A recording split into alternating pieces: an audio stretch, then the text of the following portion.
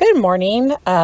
So I was thinking about, I wanted to tell you guys about a part of the head I wanted to do a color episode, a hair color episode. And it's just so funny is when I'm thinking about how to break down what to explain on an episode, I end up figuring out that I want to talk about something else that held me back in cosmetology school. And I believe it holds a lot of hairstylists back.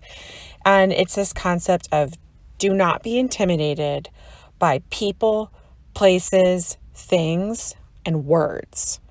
And I say words because our industry is not like other industries in the sense of medicine, engineering, law, education.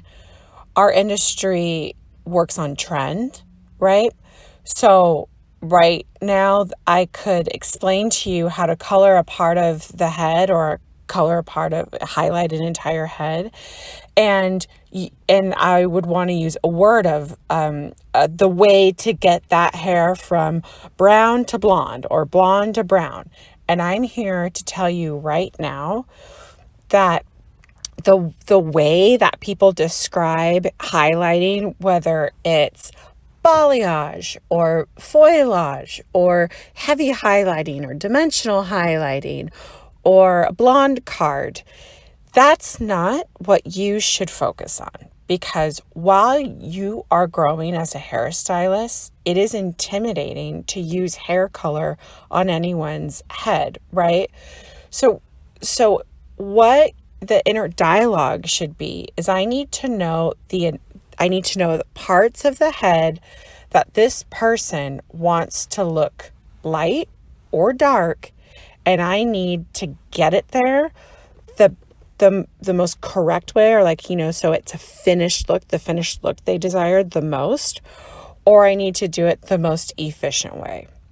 So I need to be able to deliver a look, and that is the part of hair color to focus on more so than what's the stinking service called, because I cannot tell you how many people look at my pictures, my clients, my new clients, and they'll say, I'd like a balayage. And it's never a balayage as long as they want to be really bright. It's not never a balayage if you're a natural blonde, of course.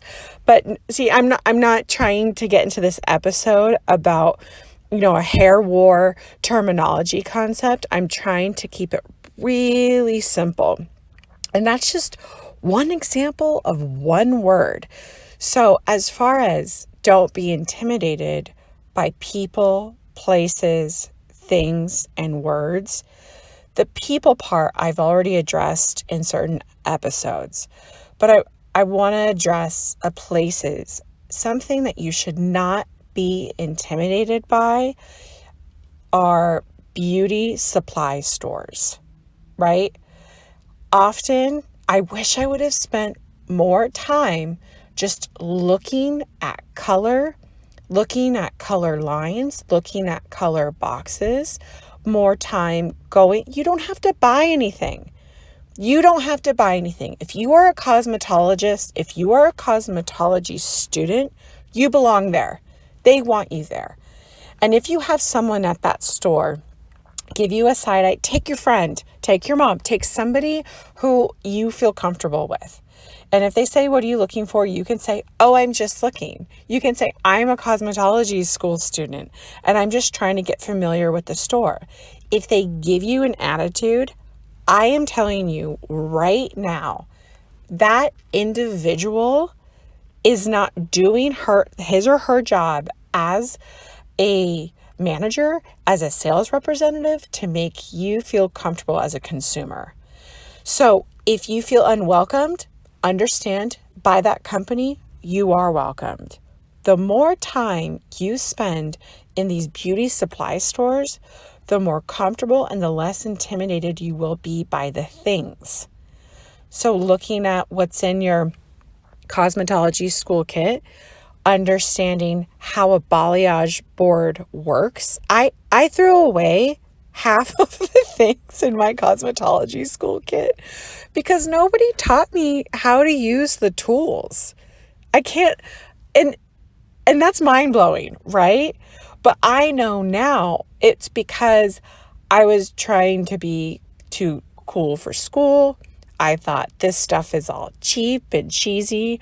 Why would I want to? I'm going to use the good stuff when I'm a hairstylist. And I can tell you now, as a hairstylist, all of the hairstylists that have these Instagram accounts with hundreds of thousands of followers, they don't even want the cheap stuff. They want the free stuff.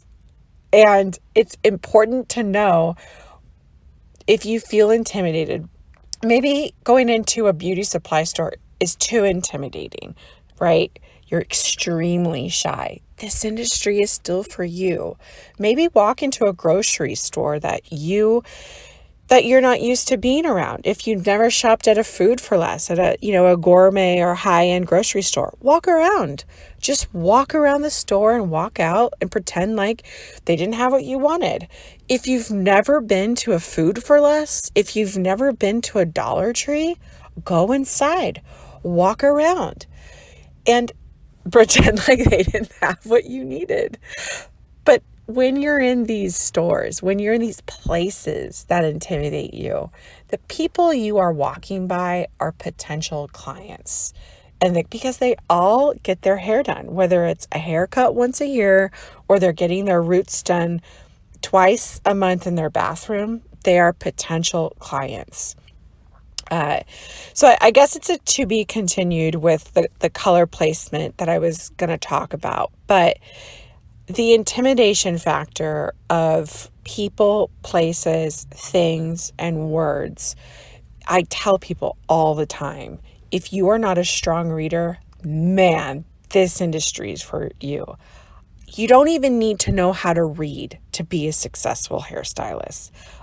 In life, and I'm not saying don't learn how to read. I'm not saying learning how to read was a waste of time. I am talking to the individual that feels defeated, that feels like I'm not a strong student. This school is not for me. The hardest thing you will have to do in this industry as far as literacy is pass that stinking test, right? Because the rest of your career, the only time you will need to learn words, most likely, is to explain your pictures to the internet. Because the picture, that's what hashtags are. That's what blogs are for. Because the internet doesn't see pictures, we have to explain to the internet our pictures. That's it. Everything else can be done by pointing at pictures and pointing to your client. Do you want this? Yes or no? Do you want that? Yes or no? I'm not trying to be reductive of our industry. I love every single hairstylist that works their heart out and works their fingers to the bone. But I'm trying to explain that the reductive nature that our profession often receives is because our inability, or maybe just, it's not inability, it's the entry level that we enter our profession is a fairly low standard, comparatively speaking, to other professions. But you can make just as much money.